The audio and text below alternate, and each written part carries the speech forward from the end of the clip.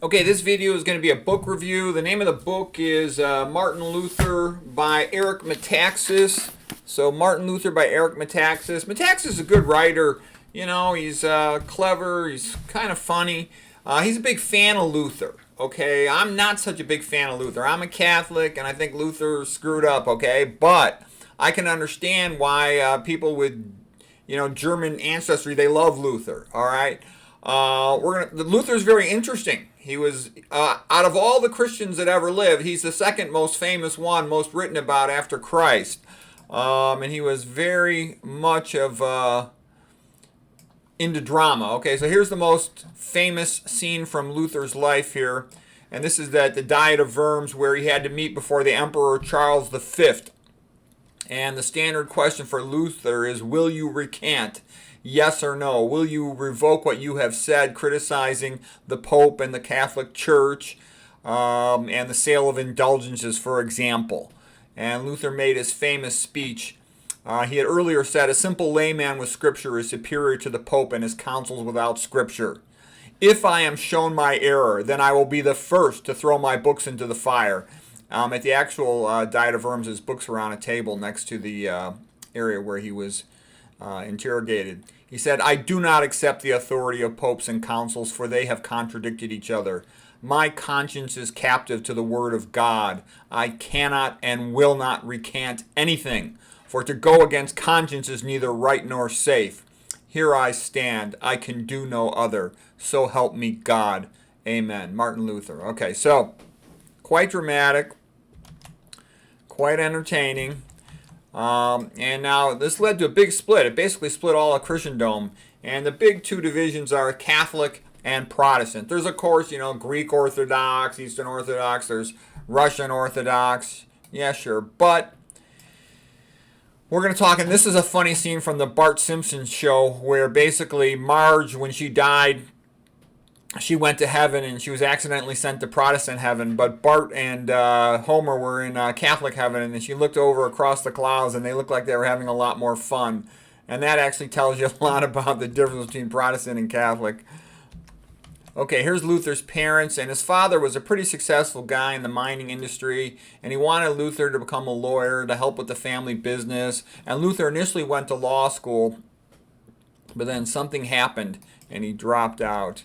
Luther was coming home in a storm, and there was terrible lightning and thunder, and he thought he was going to die, and he had been thinking about going into becoming an Augustinian monk, and when the lightning struck real close to him, he said, yes, St. Anne, I will do it, I will become a monk, and he became a monk.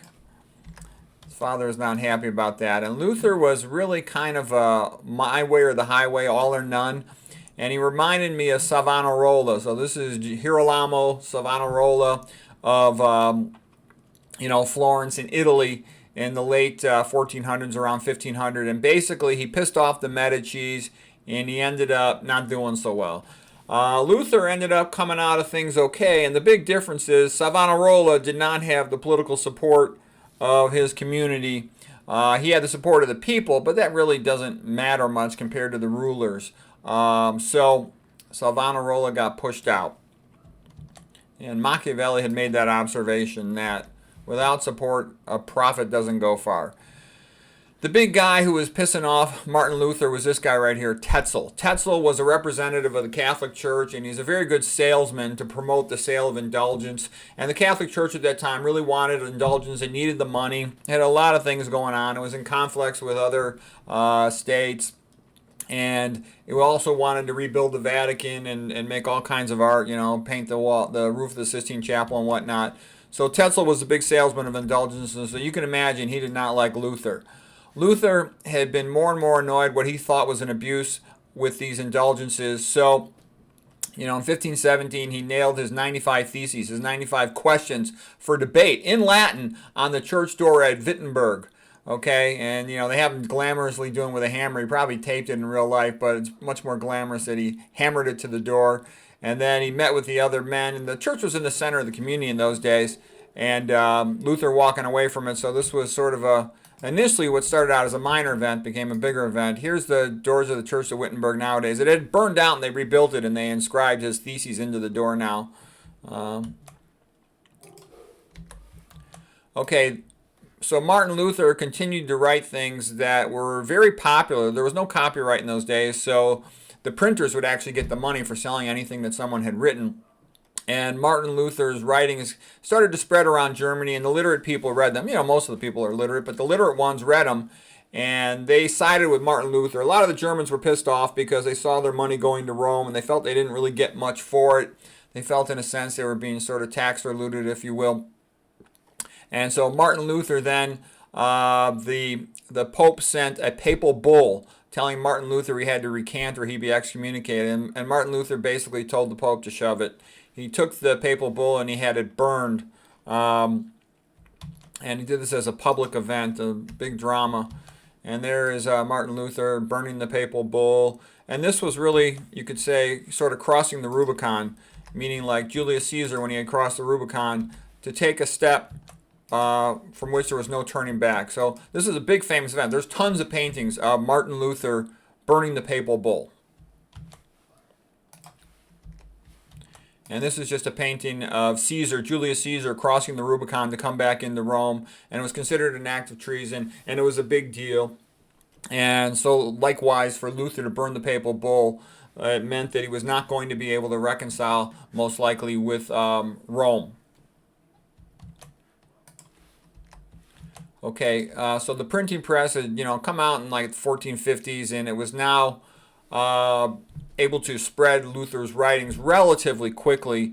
And amongst the educated folk, Luther was quite popular. Like I said, they felt that Rome was taking their money, that the peasants were being tricked into giving the little money they had up for indulgences. And they saw Luther as, in a sense, it was a nationalistic thing. He was supporting the rights and interests of Germany as he saw it. And some people will say that Luther was a bit of a tool of the princes of Germany, because the princes, they loved all of this, and a lot of them did. Not all of them did, but a lot of them, for the reason that it empowered them. And we'll come back to that later. Okay, here's just another picture of Luther, and I kind of joked that a peasant with scripture knows more than the Pope without it, Luther had said, and I would say a health coach with a low-fat vegan diet can help more people with chronic Western diseases than the head of Harvard Hospital without it. Okay, so continuing on with the story of Luther. So here's Charles V, and he was the emperor of the Holy Roman Empire, which is basically most of what we call Europe today. And he had a lot of responsibilities, trying to hold everything together, and the Turks were encroaching on the margins of the Holy Roman Empire, and he wanted the population to be united so they could stand up to the Turks. Okay, a lot of them were afraid that there was going to be a takeover of Europe by the Turks. Okay, so they had Martin Luther's books out on the table at the Diet of Worms when he was asked again to recant. And first of all, he said, which book should I recant? If I am shown my error, then I will be the first to throw my books into the fire. And then as I had read it before, he said, here I stand, I can do no other. Quite dramatic. Okay, now, how did Luther make it? The reason Luther made it, because he had the support of Frederick the Wise, who was an elector, meaning a big shot in what is Germany now, but in the area of Germany. Back then it wasn't at all a unified place. And basically he protected Luther. After the Diet of Worms, Charles V, the emperor of the Holy Roman Empire, had declared Luther a heretic, and he wanted Luther to be burned at the stake. But Frederick the Wise hid him in Wartburg Castle, and that was a special time for Luther.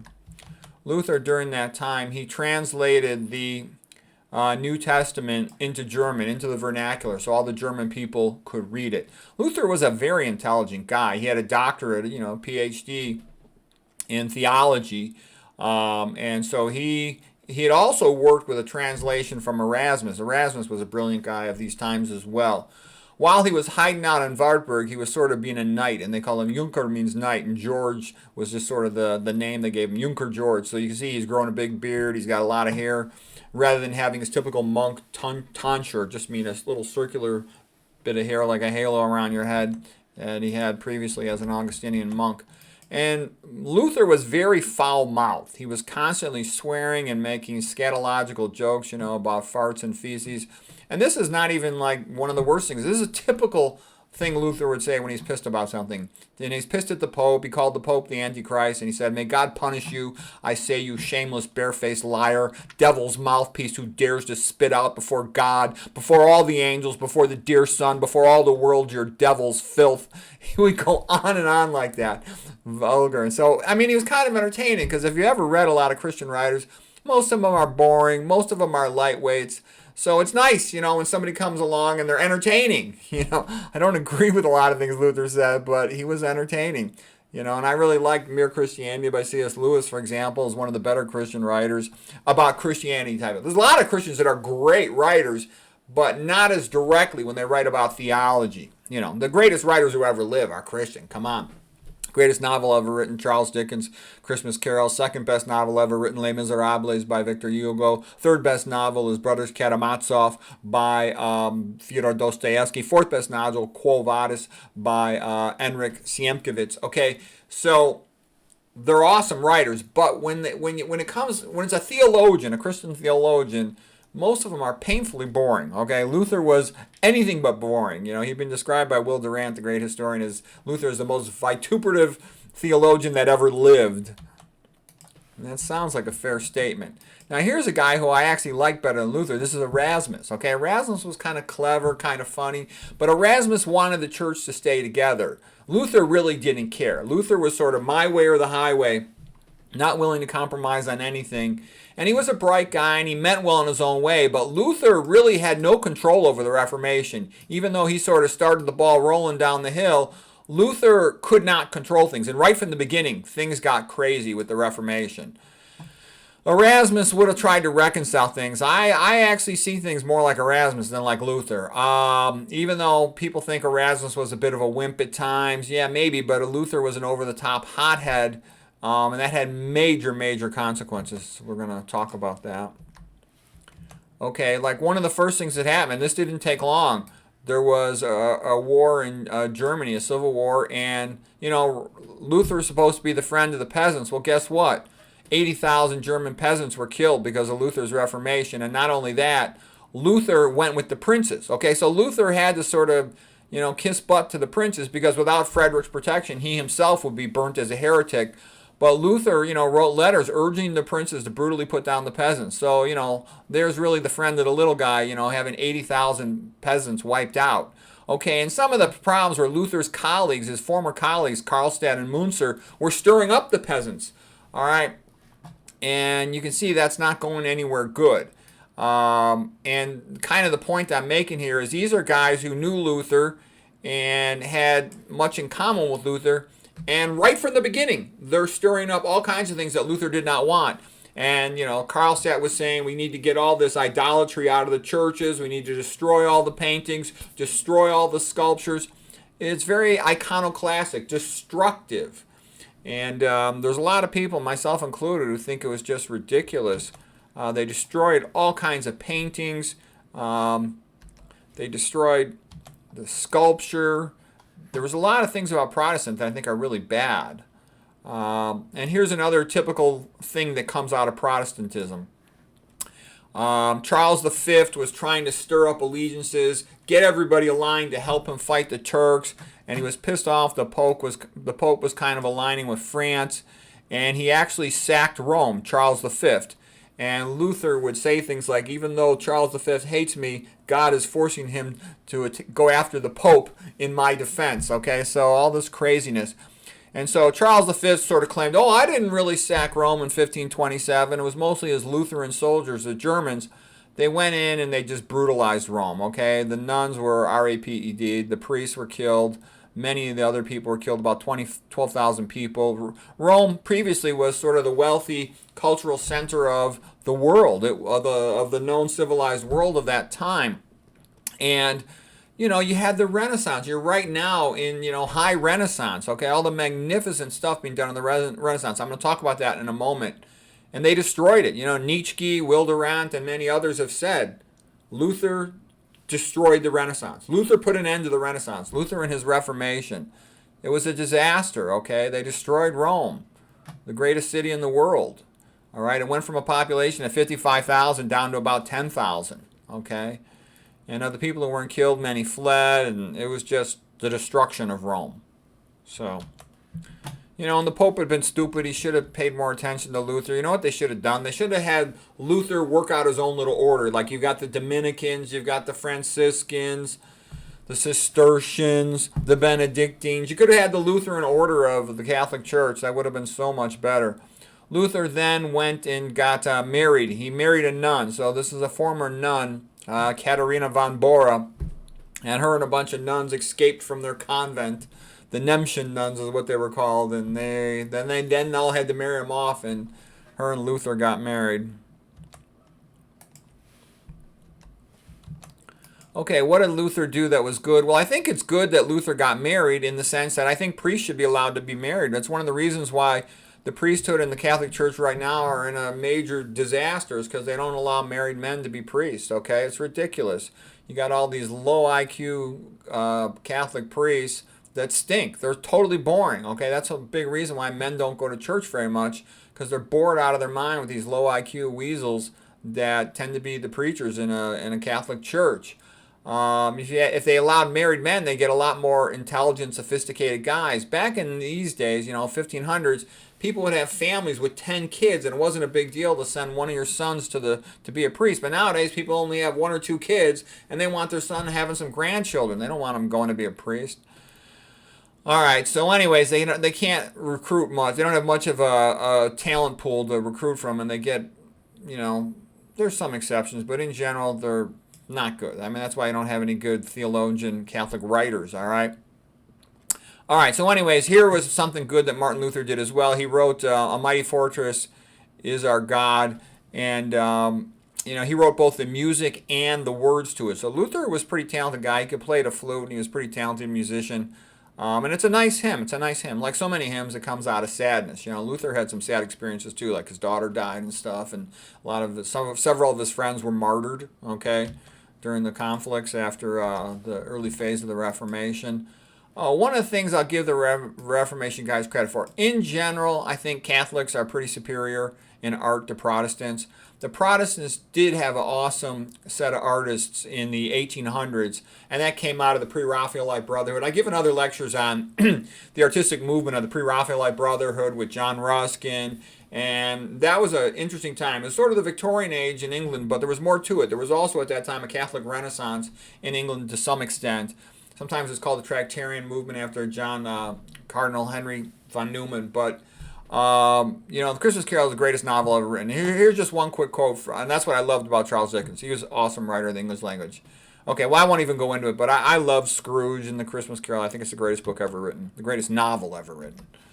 Okay, here's just a lovely picture of it. Tiny Tim lives because Scrooge changes his ways and helps out Bob Cratchit, his employee, and the whole thing was great, and it was beautiful, and, that's how humans should live, how they should be, helping each other. Everybody benefits. And the difference is in the theology, I don't think they're that big of a deal. I'm not dogmatic at all. I think, the basic principles, you got the 10 Commandments, you got the words of Jesus, Sermon on the Mount, be nice to each other, love each other, help each other. All of that is good, and that's what it should be. You don't need to be arguing about all the stupid stuff. The Protestants, right from the beginning, they couldn't agree on things as simple as, like, what is the communion wafer? Luther said it is God itself.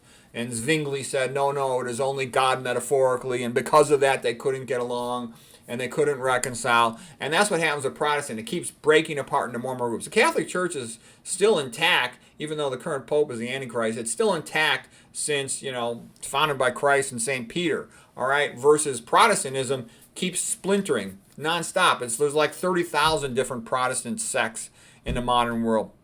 Just want to make one point, too, about Catholicism. Because the church always has some problem that needs to be reformed. But, man, they should get credit for the things they do, too. Look at, here's Amiens Cathedral in France. The best cathedrals are in France. And just look how magnificent it is. It's beyond beautiful. These are the most beautiful, best buildings ever made in the history of the world. And if you actually study history and science and architecture and anything aesthetic or beautiful or good, you will see that Catholicism leads the way. There's nothing even close to it. Look how magnificent and beautiful. The 3 doorways, the past, present, and future, the path into heaven, all these little statues.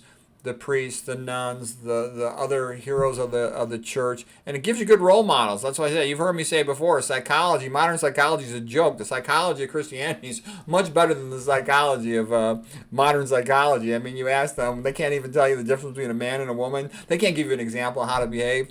Christian church can immediately say, be like Christ, be like the saints, okay? It's easy, it's obvious.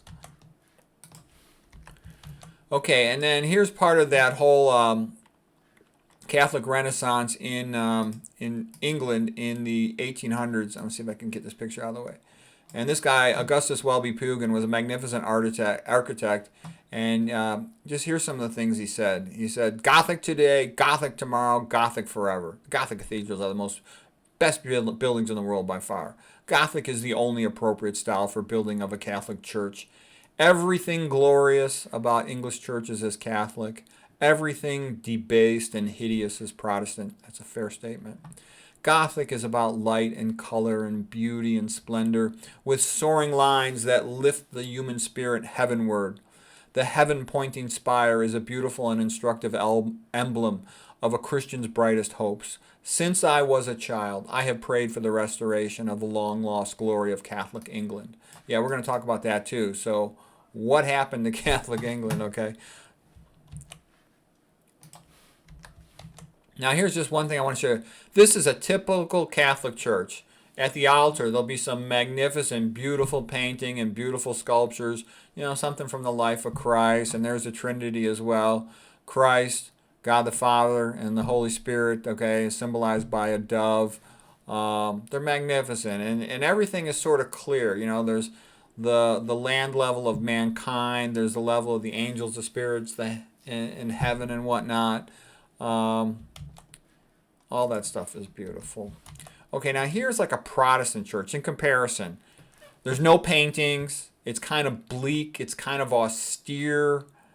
And the whole story is going to get even worse than that.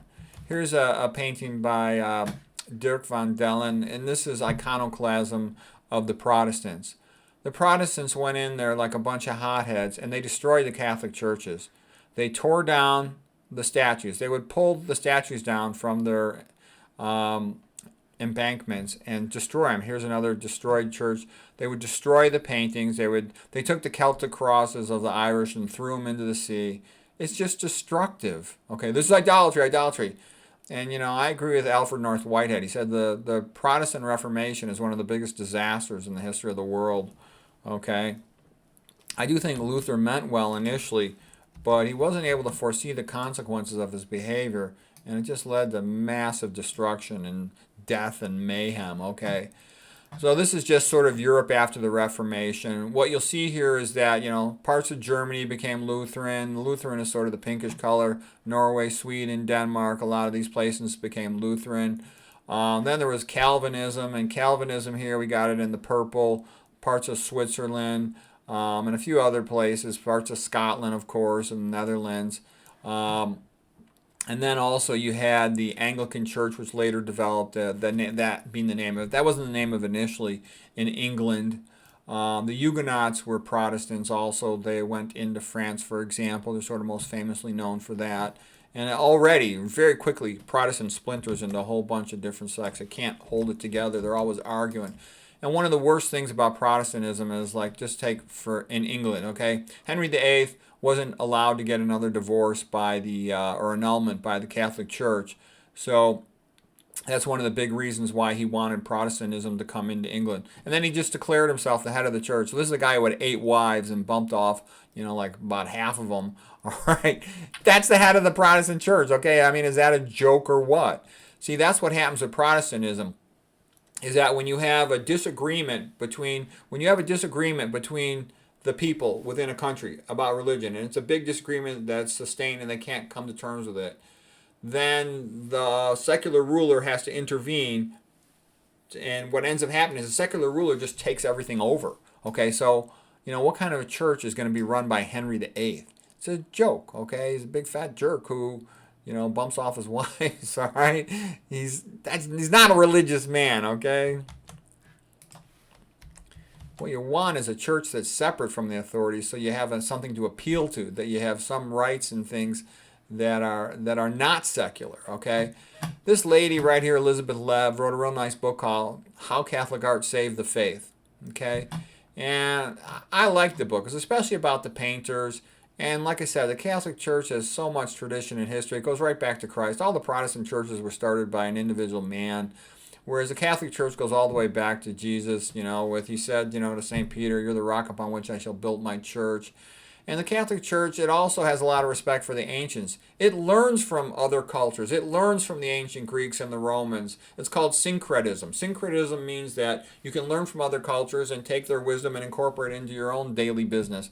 Catholicism welcomes everybody. Anybody who wants can just snap their fingers and say, "I want to be a Catholic." Okay, all you got to do is say, "I believe in Jesus, I believe in God, I want to be a Catholic." Okay, there's no big deal fuss about it.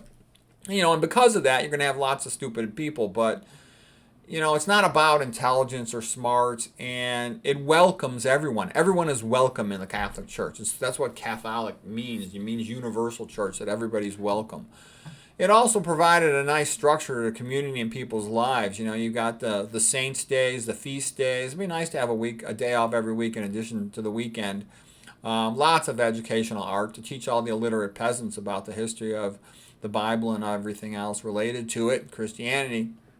And it's also very inspiring to the smartest people. I like the way the master painters and sculptors and builders, they all competed to make the best masterpiece. And people are always going to compete about something. So let them compete to make beautiful art, beautiful songs, beautiful buildings, beautiful sculpture. That's all good. Write a beautiful book. That's what we want people competing for. Christianity inspires us. It says, we are created in the image of God, therefore we too can be a creator. There too we can try to understand God's creation. It inspired science. Real science comes from the Catholic Church, okay? Atheism destroys science. Atheism is fake science. All right, well anyways, and believe me, I know that based on studying it ever since I was a little kid. All right, since I was 18 years old. It's a long time ago. Okay, Roman Catholic Church. Okay, here's George Santayana making a quote. "The Roman Catholic Church has much in common with Greek paganism. Christianity arose out of Greek theology and Old Testament morality.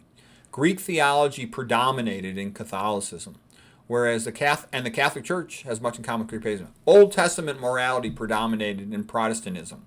Yep. The Catholics had a Renaissance, the Protestants had a Reformation. Okay, so that's a good quote by Santayana.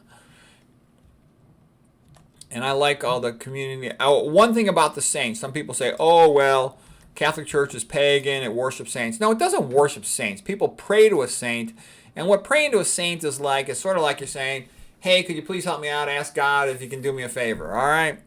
And so the idea is that you're asking a saint to intercede for you. For example, my mom used to pray to St. Jude, the patron saint of hopeless causes. We had a little baby in our family that was very sick. And my mother had a little statue of St. Jude, and she'd pray, "Oh, please pray to God and ask him to save this baby." And she actually did save the baby. But what I'm trying to say is, the idea is that if you pray to the saint and you don't get what you want, you don't get your favor granted, you say to yourself, "Well, maybe I can pray to another saint." There's still hope. On the other hand, if you pray to God and your request for a favor is rejected, you sort of feel hopeless that, big God, he said no, so I'm screwed. Okay, and one of the points I want to make is, Christianity's been doing good things for a long time. St. Thomas Aquinas, he was, sort of the leader of the syncretic movement of incorporating the philosophy, theory, and knowledge of Aristotle from the ancient Greeks into the educational process of Catholics, all right? And it was a great thing, okay? And Ayn Rand will tell you, the greatest philosopher who ever lived is Aristotle. A lot of people think he's the smartest person who ever lived. And Ayn Rand will tell you, wherever Aristotle's teaching was promoted, there was an improvement in society. And that's true. Aristotle really is one of the all-time greatest geniuses. And, I love the fact that Thomas Aquinas sort of helped incorporate Aristotelianism into the education of the Europeans. And what that led to was the movement called scholasticism. And then scholasticism is what led to the Renaissance, okay? And so it's a great thing.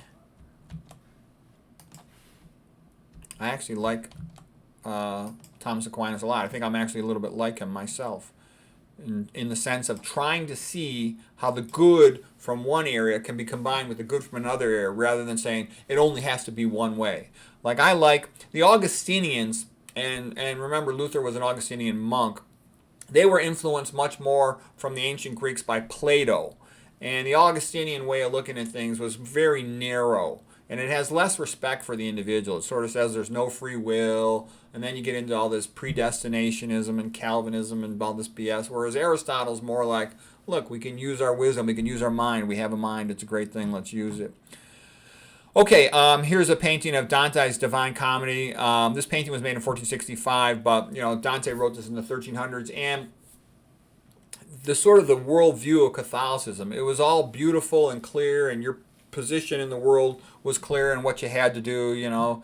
If you sin too much and you don't repent, you end up in hell. If you make a few minor mistakes, you might get stuck in purgatory for a while. Your goal is to end up in heaven. It was a clear, logical system to life, and the afterlife even, and it's rather beautiful. And then here's a guy who I really like. People criticize Pope Julius. I think he's a great guy. Okay, why do I say this? Well, Pope Julius did have some children. Okay, some people would say maybe he even had syphilis. I don't know if he did or not. But what I like about him is he tried to maintain the Vatican. He tried to protect it from other invaders. And he also commissioned the greatest art in the history of the world. So people say, well, what was the point of all that indulgence money? Well, the major part of it was Pope Julius trying to make the Vatican more beautiful, okay? And he was doing that for the benefit of the whole world. The whole world would travel to Rome. And he set the standards for magnificent architecture, sculpture, and painting. And here's a painting by Perugino about the keys to heaven being given from, let me get my picture out here, the keys to heaven being given from Christ to St. Peter. And so the church did have a mandate based on Christian history for putting itself in the center of the Catholic religion.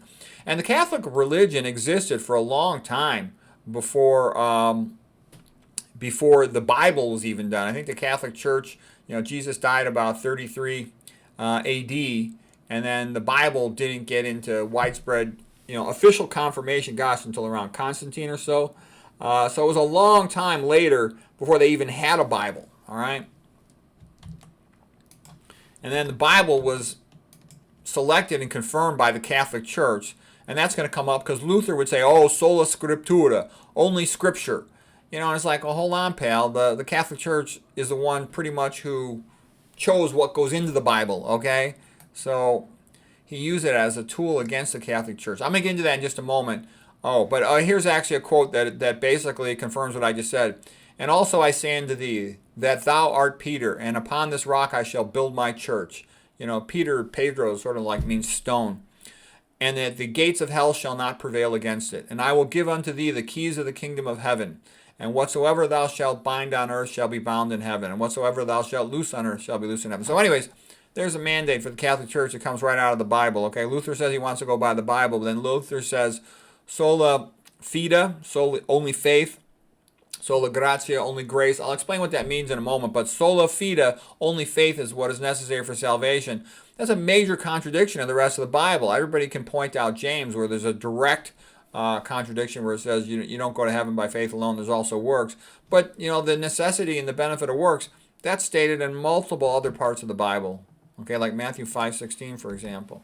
Okay, and then what I say, here's some of the great things that the Catholic Church was doing. They had Michelangelo painting the origin of the earth. Okay, it's pretty useful to have that clarified for people. The creation of Adam. This is the most important painting ever made in the history of the world. Basically it says man is created in the image of God. Therefore he is partly divine as well, of course, as being part beast. Therefore he's entitled to natural rights. Okay, there's something special about him. He's different than all the animals. He should have the right to free speech. He should have the right to privacy. He should have the right to property. He should have the right to life, liberty, and the pursuit of happiness. Okay? And if you don't have that, what you end up with is the ruler of any place, like the old Roman Empire. They declare themselves gods, and whatever they say goes. And just like, England, when it was a big empire, brutalizing the people of India, brutalizing the people of Ireland, they said, basically, atheistic Darwinism. Might is right. Whatever we say goes. All right? That's a big deal. Everything in civilization turns on that painting and the issue discussed in there. Okay, and then here's a little more about Ayn Rand. And I love Ayn Rand, and people say, oh, Ayn Rand was an atheist. I don't really think she was. I think she was a closet Catholic, and I say that based on having read a lot of her stuff, because I know she'll directly contradict that, but then she'll say 100 things that support it.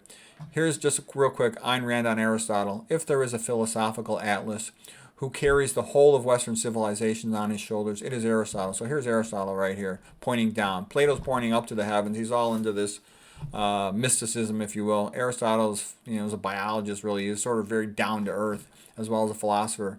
So Ayn Rand continues, whatever intellectual progress men have achieved rests on his achievements. Aristotle may be regarded as the cultural barometer of the Western world, of Western history. Wherever his influence has dominated the scene, it has paved the way for one of history's brilliant eras. Wherever it fell, so did mankind. Aristotle is the father of individualism. Ayn Rand. Magnificent. Okay, and Ayn Rand also said, the smallest minority is the individual. If you respect individual rights, then everybody's better off. Okay.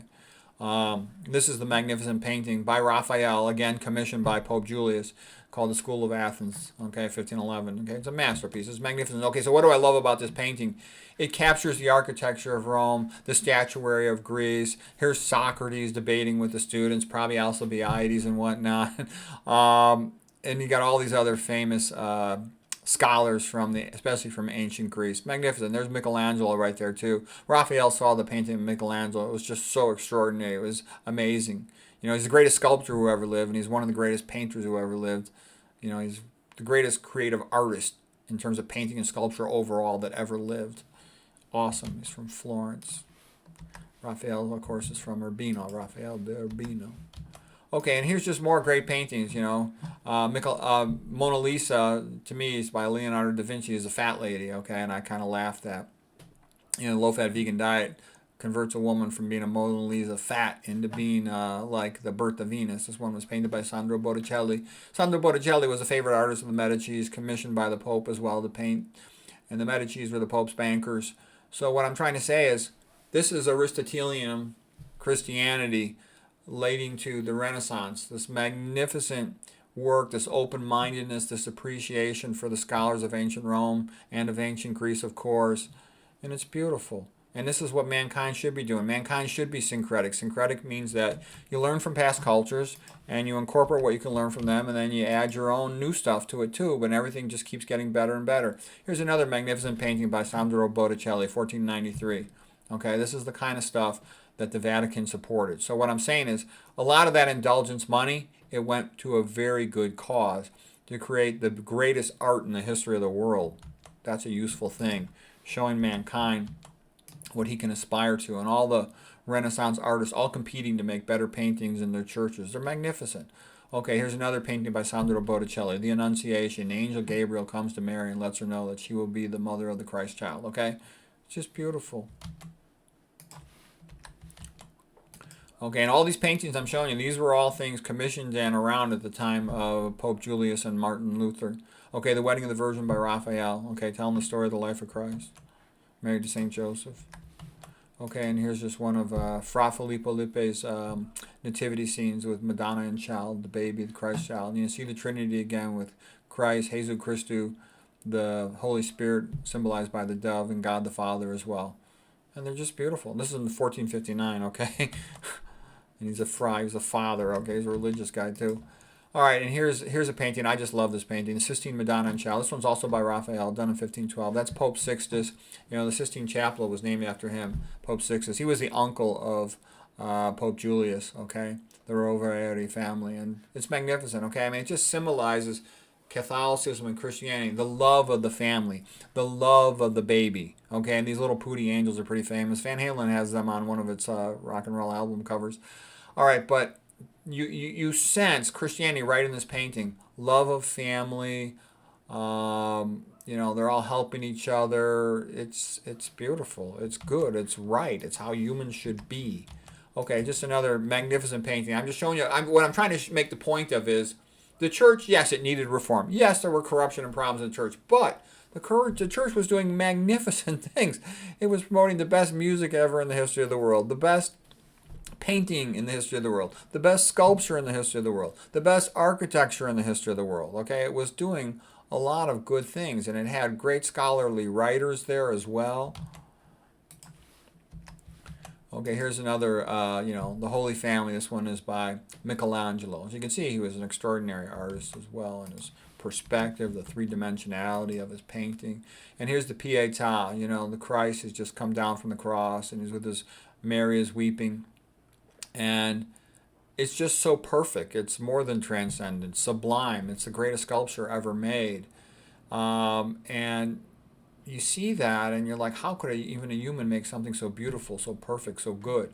And it's inspiring. Any young sculptor sees that and they're like, wow, I want to be a sculptor. Okay, that's good that mankind does this. That's good that we want to imitate the great achievements and all of us improve, and the ethics of it are right. And actually, let me go back to that real quick, because there's a little more to this. Michelangelo, his mother died when he was about 7 years old, and he's very sad. Of course, he lost his mother.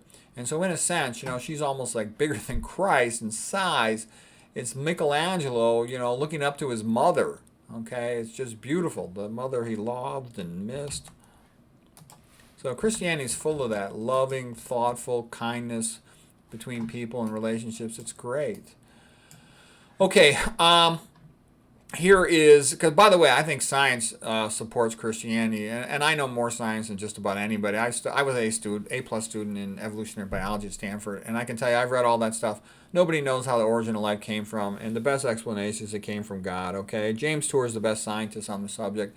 People who tell you otherwise don't know what they're talking about. I like Nick Lane. I think he's the best of the science, so-called atheistic versions of origin of life, but he's kind of Mickey Mouse compared to James Tour, okay, the God-based worldview, intelligent design. Another thing I liked about Christianity and Catholicism was they had all the pilgrimages. And here's a pilgrimage on the way to Canterbury. There's a Lady of Bath right there. Geoffrey Chaucer's stuff, okay? Juan d'Aprio with the Shorta Sota, okay. All right, so anyways, Catholicism, Christianity in general, Catholicism in particular, is always generating beautiful paintings and stories and art. And there's also life in it. There's laughter and fun and jokes and stories. It's pleasant. It's upbeat. Unlike Protestantism, so Catholicism a lot of times pulls people towards it by its beauty, the beauty of its song, the beauty of its art, the beauty of its sculpture, the beauty of its painting, its stories, its jokes. Whereas Protestant largely focuses on, you'd better behave or you're going to burn in hell. So it's kind of like a downer in comparison, and it's bleak, getting rid of all the paintings.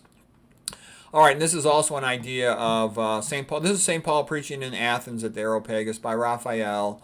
And again, that's the kind of thing the Vatican was supporting, an appreciation for Greek culture and an appreciation for the syncretic nature of it. So here's 1 Corinthians by St. Paul. If I speak in tongues of men and angels but have not love, I am a noisy gong or a clanging cymbal. And though I have the gift of prophecy and understand all mysteries and all knowledge, and though I have all faith that could move mountains but have not love, then I am nothing. This, by the way, is a direct contradiction of Martin Luther. James said you have to have good works in order to be saved. And what the 1 Corinthians here, chapter 13, what it's saying is that you don't even just have to have faith and good works. You also have to have love, okay? So love and faith leading to good works, fine, but you need these things, the love and the good works. Faith alone, sola fide, is wrong. It's not even just wrong emotionally in human metaphysics. It's wrong scripturally. Okay?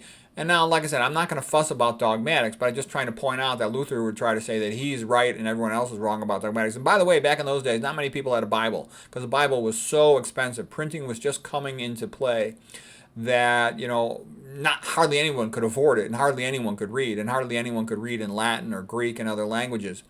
So what I'm saying is there weren't that many scholars around to argue with Luther when Luther would say something of the Bible. Lots of the preachers and stuff had not read the Bible themselves. Okay, so St. Paul continues, love is patient, love is kind, love does not envy or boast, it is not arrogant or rude, it does not insist on its own way, love does not rejoice in wrongdoing, but it does rejoice with truth. Love bears all things, believes all things, hopes all things, endures all things. Love never ends. As for prophecies, they will pass away. As for tongues, they will cease.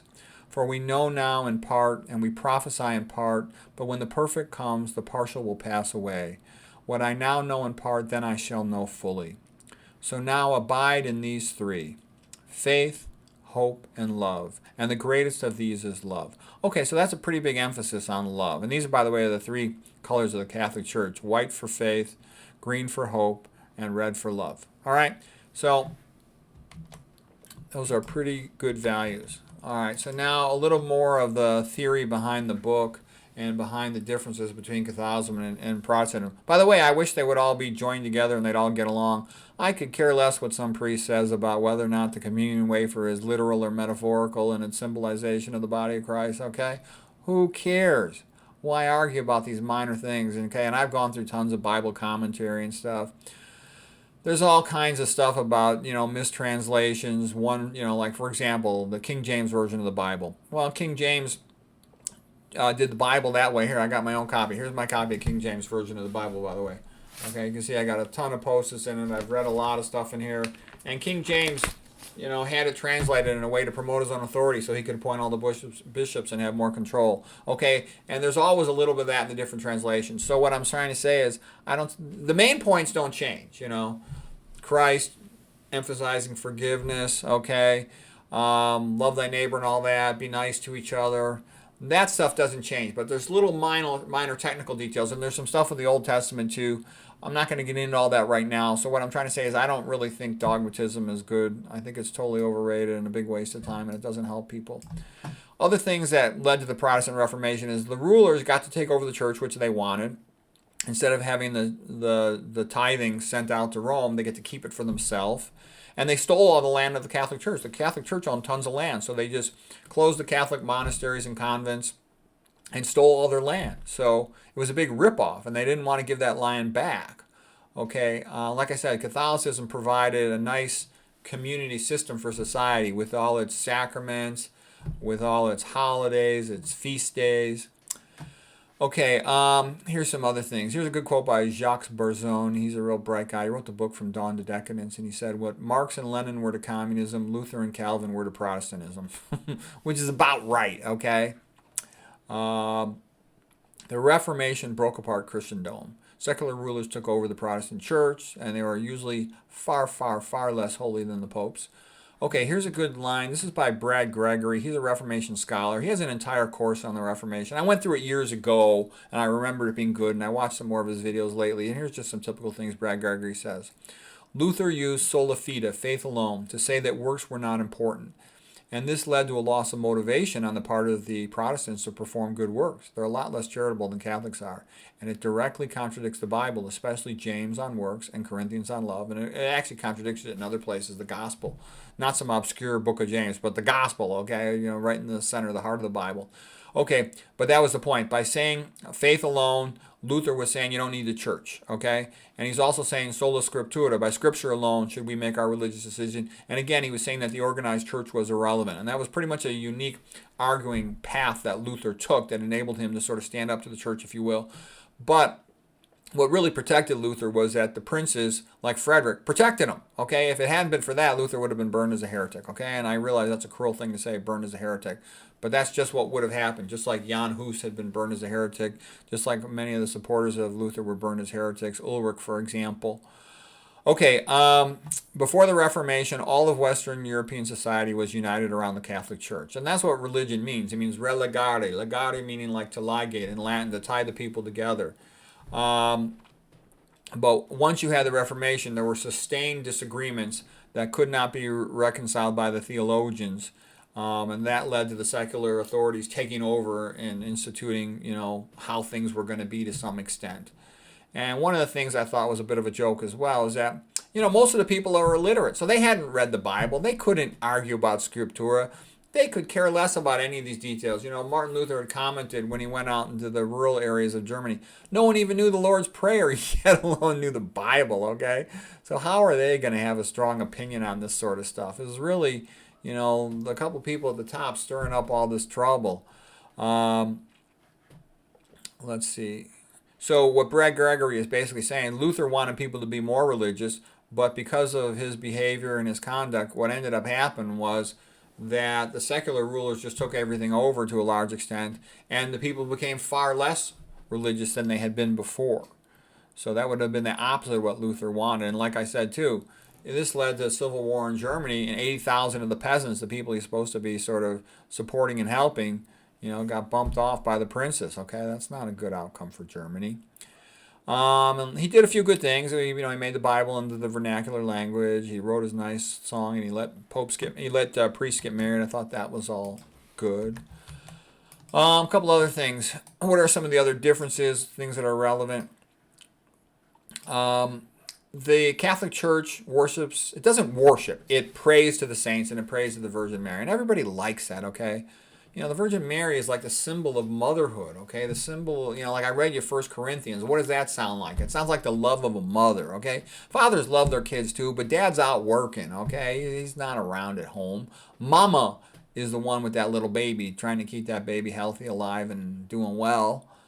Catholic, much better at painting and sculpture. Other than that little, Victorian Renaissance thing with the Pre-Raphaelite Brotherhood, then the followers of it like Edmund Layton. And yeah, they were magnificent. I love those painters. But I'm just saying, in general, Catholics are better, more creative.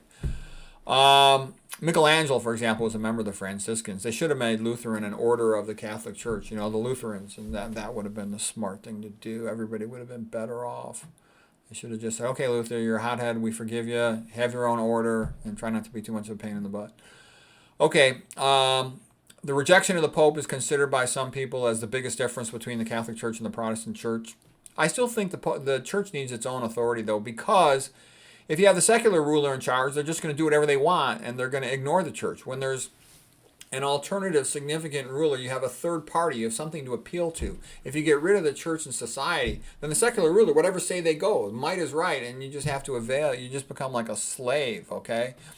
When you've got a third party religion you can appeal to, then there's a moralistic high ground that can help an individual who's not popular in society, okay?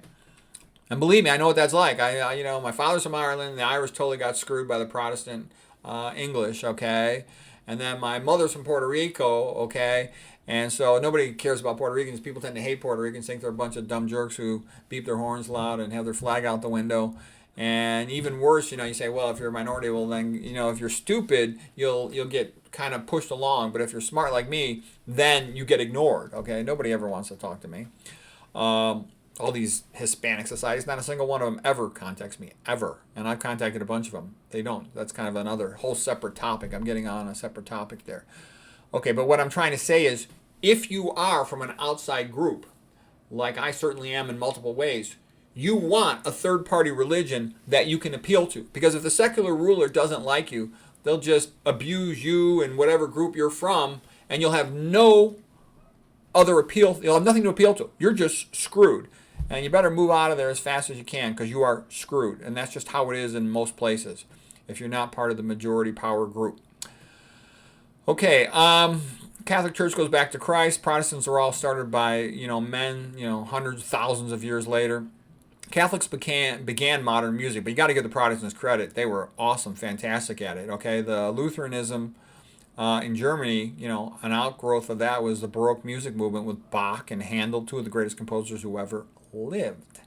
Of course, Catholicism led to the modern scientific method of hypothesis, empirical experiment, etc. Christ, the saints, and art are some of the greatest apologetics for our faith. Yes.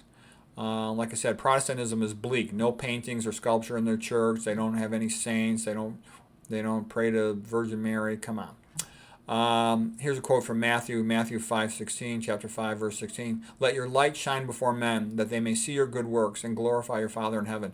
Okay, that they may see your good works. So that's right from the gospel according to Matthew. Right there in the gospel, contradicting Luther. Okay, so I find it hard to believe that Luther could miss that. Okay, it's not just one spot, it's in a bunch of spots. And I previously done a video about, like, during Christmas time, Christianity is the light of the world, okay? For everyone else, it's just a cold, bleak winter. But when you got Christmas, you got all the Christmas lights in front of the houses, the Christmas trees, the gifts, the homecomings. It takes something cold and bleak and miserable. Otherwise, you would call Christmas break, you would call it just winter break. Okay, what kind of nonsense BS is that? That's depressing. Versus Christmas break is the highlight of the year. So it takes what would have been the worst time of the year and makes it the best time of the year. And that's what Christianity does to life. Okay, let's see, what else? What else did Luther do besides smashing sculpture and paintings? And Luther wasn't as bad as the other ones, but he couldn't control them. And based on his teachings, sola scriptura, and the way they saw things, that's what they did. They broke the stained glass windows in the church, threw the Celtic crosses into the sea. They would hang the Catholic priests. They would RAP the nuns. Protestantism takes the fun out of Christianity. And here's a great quote by Alfred North Whitehead, the philosopher. He says, "The Protestant Reformation was one of the most colossal failures in history. Colossal failures in history. It threw overboard what makes the church tolerable, even gracious, its aesthetic appeal, but it kept its barbarous theology." Yeah, you end up with people like Jonathan Edwards, Sinners in the Hands of an Angry God, all this stuff from Protestantism. You end up with books like The Scarlet Letter, okay? Kind of miserable. And Carl Jung had noticed too the bleakness of Protestantism, and how it keeps breaking up now into like 30,000 different groups. Okay, we're almost done here. Let's see. Okay, here's John Henry Newman, the cardinal in England in the 1800s, who became a saint later on. He says, "To be deep in history is to cease to be a Protestant." Yeah, if you really study the history of Christianity, you'll be a Catholic. You'll either be a Catholic or you won't be a Christian. Okay. And if you have any sense of human behavior, metaphysics, God, and what is good, you'll want to become a Catholic, okay? Okay, turn away. I've studied Catholicism in tremendous detail, and Christianity in general in tremendous detail, as well as history and art. I have a pretty boring life. I read and study a lot, okay? And that goes back since I was 18 years old. And it's just beautiful, okay?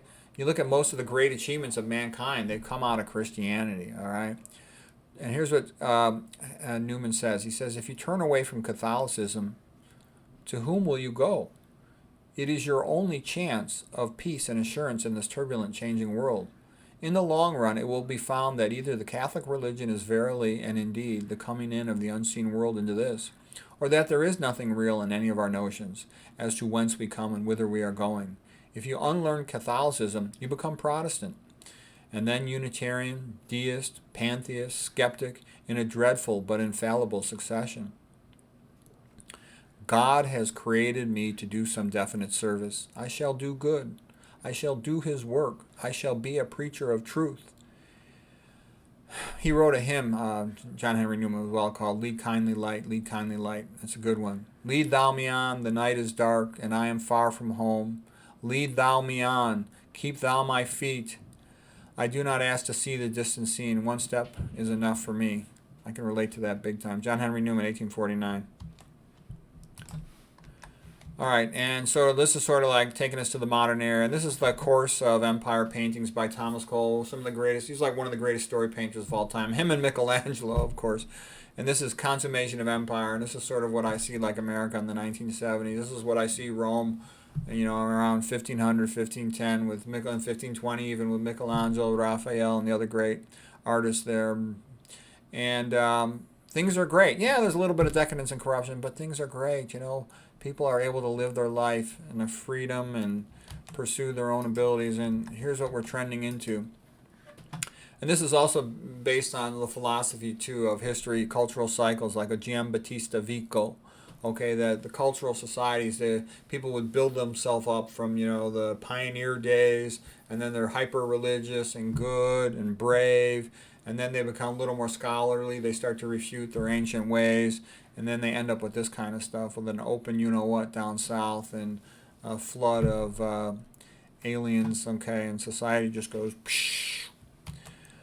All right, and then they lose their religion and they destroy their old religious houses and they burn down their churches. It's like, think about Russia in the 1900s.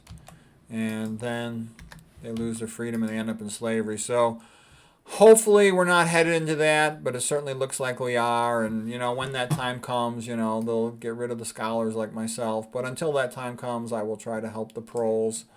And hopefully it's not going to end up in this return to slavery. I hope not. So anyways, Martin Luther, I think, kind of led to this break apart of religious society, even though he didn't mean to. He did. The secularism. And secularism, we're either going to recover from it or we're going to end up in this type of thing.